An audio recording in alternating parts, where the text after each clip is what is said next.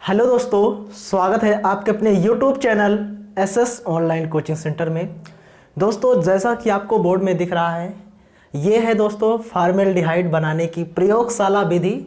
और ये दोस्तों आपके बोर्ड पेपर में 5 नंबर की हर बार पूछी जाती है और इस बार भी पूछे जाने की 100% है, यानी 110% संभावना है।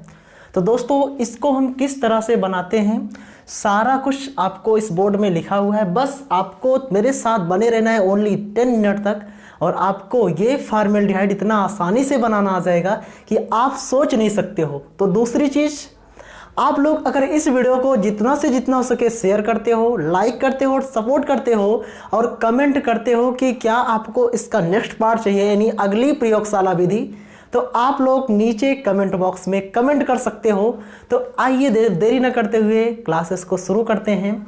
और जैसा कि आपको क्वेश्चन लिखा है, प्रयोगशाला में फॉर्मेल्डिहाइड बनाने की विधि का सचित्र वर्णन कीजिए और इसकी सांद्र NaOH के साथ अपक्रिया, अमोनिया के साथ प्लस HCN के साथ अपक्रिया का समीकरण दीजिए।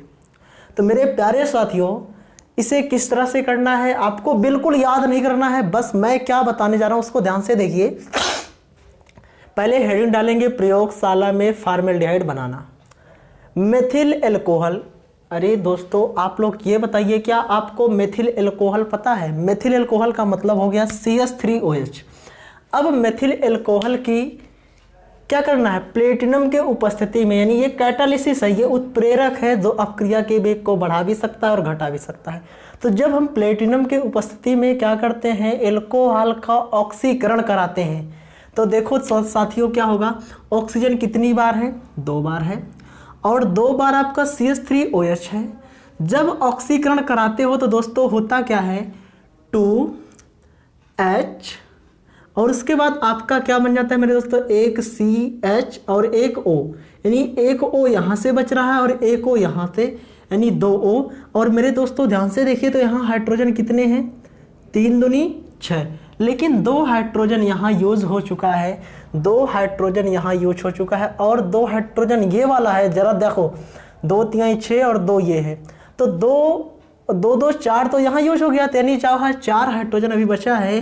तो 4 हाइड्रोजन को क्या हम 2H2 लिख सकते हैं, तो फाइनली क्या हो जाएगा, H2O बाहर हो जाएगा। यानी आपको याद रखना है, जब हम क्या कराते हैं, ऑक्सीडेशन करा रहे हैं प्लेटिनम के उपस्थिति में, या हम सिंपल सा ऐसे भी कह सकते थे पोटेशियम डाइक्रोमेट प्लस H2SO4 भी रख सकते थे। यहाँ पर हम चाहते तो प्लेटिनम की जगह पर K2SO4 Cr2O7 प्लस H2SO4 भी रख सकते थे, ठीक है। अब क्या करना है, इसकी विधि क्या होगी, आपको जो फिगर नजर आ रहा है इस फिगर में जरा ध्यान से देखिए। तो फिगर में क्या है, एक फ्लास्क में मेथिल एल्कोहल को लेकर, मेरे साथियों ये आपका क्या है, एक फ्लास्क है। इस फ्लास्क में हम क्या लिए हैं, मेथिल एल्कोहल, जिसको CH3OH बोला जाता है।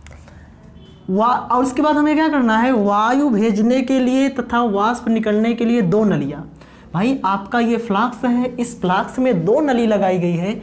एक नली जिधर से हम वायु को प्रवेश कराएंगे और दूसरी नली ऐसी होगी जिधर से वाष्प क्या होगा, निकलेगा। यानी 2 नलियां हैं, एक नलियों से जो है हम वायु को क्या करेंगे, भेजेंगे और दूसरी नली से दोस्तों हम क्या करेंगे, वाष्प का निष्कासन करेंगे। यानी सिंपल सा कहने का मतलब है कि फ्लास्क में 2 नलियां लगाने का सबसे मेन रीजन यही है कि एक से ऑक्सीजन को प्रवाहित करना और दूसरे से वाष्प का निकलना। अब वो वाष्प निकल कर कहाँ जाएगा, वाष्प निकलने के लिए वायु निकलने वाली नली को प्लेटिनम युक्त एस्बेस्टास से भरी एक नली से जोड़ दिया जाता है। दोस्तों ये जो है, ये वाली नली है, ये प्लेटिनम युक्त एस्बेस्टास की एक नली है। इसको क्या करते हैं, जहाँ से वाष्प निकलती है इससे जोड़ देते हैं। अब जोड़ने के बाद दोस्तों देखो, इसे भी हम क्या करेंगे, यहाँ पर एक स्टैंड लगा है, ठीक है। अब देखो यहाँ से आगे पढ़ते हैं, प्लेटिनम युक्त एस्बेस्टास से भरी एक नली से जोड़ दिया जाता है, जिसमें एक अन्य नली जल भरे चूसस पंक्ति युक्त फ्लास्क में लगा दी जाती है और इसी से एक नली इस तरह से जोड़ी जाती है और जहाँ पर आपका ग्राही होता है, जहाँ पर सब कुछ इकट्ठा होता है और इसमें एक चूसक पंप लगा दिया जाता है। चूसक पंप का काम होता है जल को बाहर करना। क्या मेरे दोस्तों, जल को बाहर करना, ठीक है। तो अब देखो, जब प्लेटिनम युक्त एस्बेस्टास को गर्म करने के लिए दो अलग अलग बर्नर दिए जाते हैं, तो वो दो अलग अलग बर्नर, एक बर्नर आपका ये है और दूसरा बर्नर क्या है आपका ये है, दो बर्नर दिए जाते हैं। अब दोनों बर्नर से क्या करते हैं, हम इसको हीट करते हैं। अब हीट होने के बाद कुछ लैंग्वेज है, मैं वहाँ पर पढ़ रहा हूँ, आप लोग ध्यान से देखिए। उसके बाद प्लेटिनम युक्त एस्बेस्टास से भरी नली को लाल तप्त होने तक गर्म करके चूसड़ पंप द्वारा फ्लास्क की वायु निकाल देते हैं। ठीक है, जो ये चूसड़ पंप है इसके द्वारा हम इसमें से वायु को निकाल देते हैं। ठीक है, यानी हमें इतना गर्म कर देना है, इसको इतना गर्म कर देना है कि ये जो है आपका लगभग में 250 से 300 डिग्री सेल्सियस ताप पर आपको इसे गर्म करना है। और मेथिल एल्कोहल की वाष्प प्लेटिनम के संपर्क में आते हैं, जिससे इसके ऑक्सीकरण से फॉर्मेल्डिहाइड गैस बनती है। यानी जब आप इसको गर्म करोगे तो यहाँ पर आपका क्या बनेगा दोस्तों, फॉर्मेल्डिहाइड प्लस जल। और यहाँ पर आपको रिएक्शन में नज़र आ रहा होगा, जब आप एल्कोहल लिए थे और ऑक्सीडेशन कराया था तो आपका फॉर्मेल्डिहाइड बना था और प्लस जल क्या हो गया था मेरे दोस्तों, बाहर हो गया था। तो फॉर्मेल्डिहाइड बना और जल क्या हो गया, बाहर।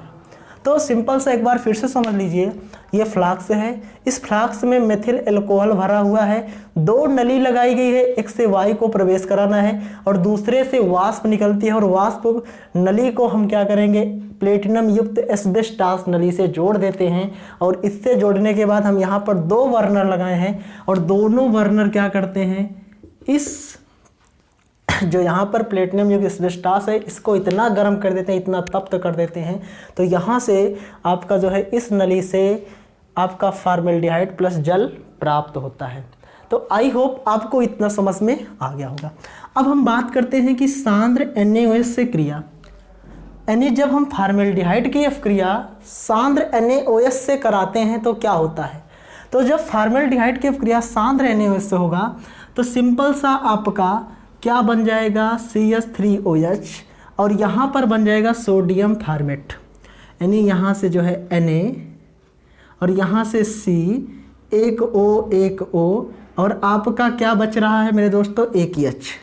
ठीक है, यानी इतना जो है आपका ये बन गया सोडियम फॉर्मेट। अब प्लस ये दोस्तों आपका क्या है, मेथेनाल है, क्या है, मेथेनाल है। ठीक है, तो अगर यहाँ से अगर आप नज़र डालो तो आप मेथेनाल लेकर क्या बनाए थे, एल्डिहाइड बनाए थे, लेकिन यहाँ पर आप क्या कर रहे हो, एल्डिहाइड से आप क्या बना रहे हो, एल्कोहल बना रहे हो। अब दूसरी अपक्रिया है अमोनिया से। अगर हम फॉर्मेल्डिहाइड की अपक्रिया अमोनिया से कराते हैं तो क्या होता है, यानी जो आपका फॉर्मेल्डिहाइड है इसके कितने परमाणु हैं, अगर बात करें परमाणु की तो 6 परमाणु हैं। और अमोनिया से अपक्रिया कराएंगे दोस्तों तो यहाँ पर बन जाएगा यूरोट्रोपिन CH2 का होल 6 NHN4 प्लस यहाँ पर H2O क्या हो जाएगा बाहर। तो ये आपकी क्या है, अमोनिया से अपक्रिया। यानी थोड़ा सा आप इसको चाहो तो याद कर सकते हो, वरना 6HCHO यानी ये फॉर्मेल्डिहाइड है, अपक्रिया अमोनिया से कराओगे तो यूरोट्रोपिन बनेगा प्लस 6H2O बाहर होगा। और एक रिएक्शन आपकी और है दोस्तों, मैं उसको भी ज़रा बताना चाहूँगा। आपकी जो है एक रिएक्शन दोस्तों और है, और वो रिएक्शन क्या है मैं इसको भी बता देता हूँ। HCHO की अपक्रिया HCN से कराना है। HCHO की अपक्रिया किससे कराना है, HCN से। यानी जो आपका तीसरा है दोस्तों क्या, HCN के साथ क्रिया, HCN के साथ। अगर हम फॉर्मेल्डिहाइड की अपक्रिया HCN के साथ करा देते हैं दोस्तों, अगर हम फॉर्मेल्डिहाइड की अपक्रिया किससे करा देंगे, HCN के साथ करा देते हैं तो क्या बनेगा दोस्तों, HCHOHCN,